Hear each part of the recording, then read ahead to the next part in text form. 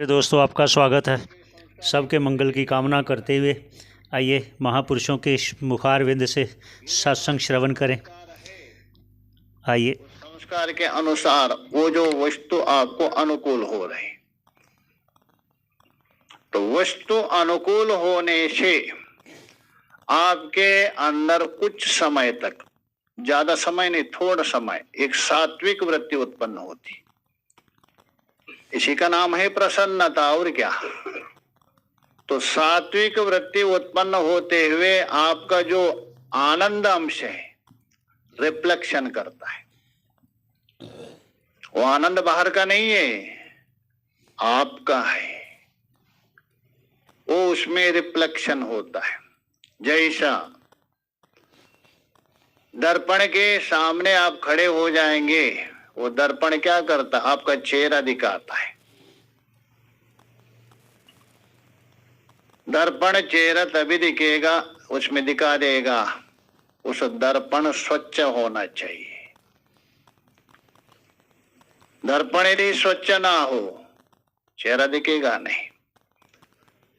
वैसे ये जो सात्विक वृत्ति है स्वच्छ मानी जाती है। सत्वगुण है, सत्वगुण स्वच्छ का प्रतीक है।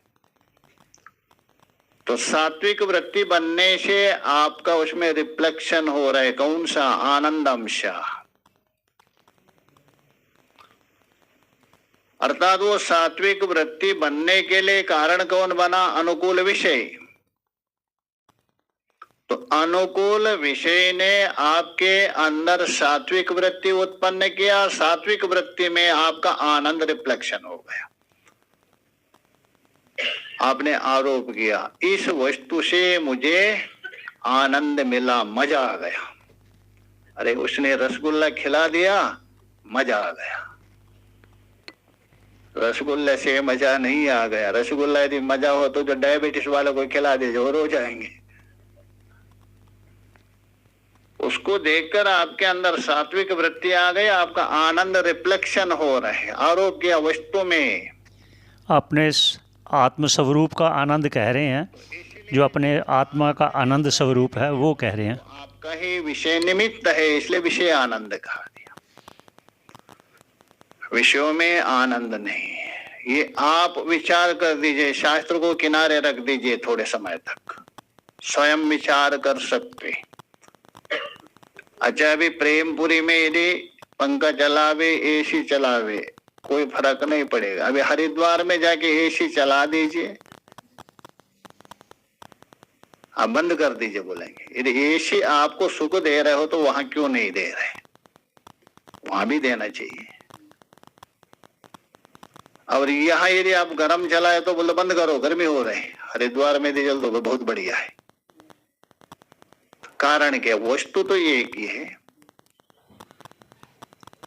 वस्तु एक होने पर भी ये सुख और दुख क्यों दे रहे हैं? ये आपका अनुकूल और प्रतिकूल। यहाँ एसी अभी अनुकूल हो सकती है, हरिद्वार में प्रतिकूल हो रहे। तो प्रतिकूल होने से आपको दुख दे रहे, अनुकूल होने से आपको सुख दे रहे। इसका मतलब वस्तु में नहीं, आपके अंदर है। अनुकूल और प्रतिकूल होने से, प्रतिकूल होने से आपके अंदर सात्विक वृत्ति नहीं बनती। प्रतिकूल होने से राजसिक वृत्ति बनती है। क्रोध होता है, अथवा उपेक्षा होती है, घृणा होती है। तो राजसिक वृत्ति हो बन गई तो आनंद उसमें रिफ्लेक्शन कहां से होगा? नहीं होता है। इसलिए विषयों में भी जो आनंद है तो आपका ही है, उसमें प्रकट हो रहा है। दूसरा एक है विषय आनंद से भी अधिक है विद्या आनंद। विद्या मतलब शास्त्र। शास्त्र से भी आनंदित हो जाते हैं। शास्त्र का चिंतन करते करते उसमें भी आनंद मिलता है, ये विद्यानंद। किंतु विषयानंद हो अथवा शास्त्रानंद हो, दोनों का मूल है वो ब्रह्मानंद ही है। आपका स्वरूप है, आपका स्वरूप है वो ब्रह्मानंद है। उसी का ये नाम है महानंद कहा दिया। महा का मतलब है अपरिचिन्न, उसी का ही नाम है कैवल्य, केवल मोक्ष। नाम अलग है, तत्व एक है। तो इसलिए यहां जो कृष्णोपनिषद में जो अश्वलायन जाके भगवान से प्रश्न कर रहे हैं, कल ही कहा दिया था ये परकीय शैली है। एक तो समाधि शैली होती है, एक परकीय शैली होती है, और एक होती है लौकिक शैली होती है। शैली का मतलब है तत्व को प्रतिपादन करने का तरीका, वस्तु को समझाने की जो तरीका है उसका नाम है शैली। वस्तु तो एक ही है, दो वस्तु है ही नहीं। संसार में हम लोग बोलते हैं मेरे पास अमुक वस्तु है, अमुक वस्तु है, अमुक वस्तु है। वो वस्तु नहीं है।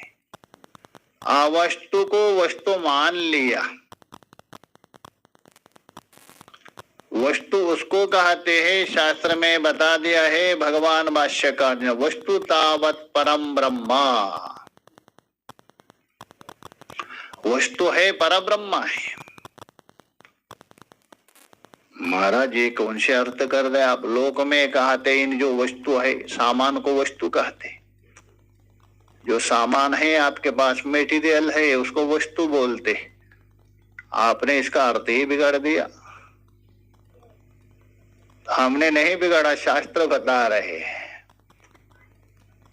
क्योंकि शब्द का अर्थ आप तभी समझ सकते हैं। शब्द का दो अर्थ होता है, एक लोक व्यावहारिक है, एक यथार्थ। वस्तु शब्द है, वस्तु का मतलब है सभी में निवास करता है और सबको निवास करवाता है। सभी में निवास कौन कर सकता है? एक राम घट घट वासी, एक राम दशरथ का बेटा। सभी में निवास करने वाला एक ही है, परमात्मा। सभी में है वो। प्रश्न हो सकता है महाराज यदि सभी में है दिखता क्यों नहीं? दिखना चाहिए ना। बोल रहे सभी में है करके, दिखता क्यों नहीं? दिखता तो नहीं, किंतु व्यवहार तो करते हैं आप। कोई भी आप व्यवहार करते हैं वहां पांच चीज अवश्य रहेगी। कभी कभी एक नहीं रहता है। कोई भी वस्तु उठाए वहां पांच रह ही गई, उसमें एक वस्तु कभी कभी नहीं रहता है। मान लीजिए आपके सामने अभी कोई ऐसी वस्तु रख दिया, मोबाइल अथवा गन्ना। ये पांच वस्तु है, अस्थि, भांति, प्रिय, नाम और रूप। ये पांच वस्तुएं हैं। गन्ना क्या है? नाम।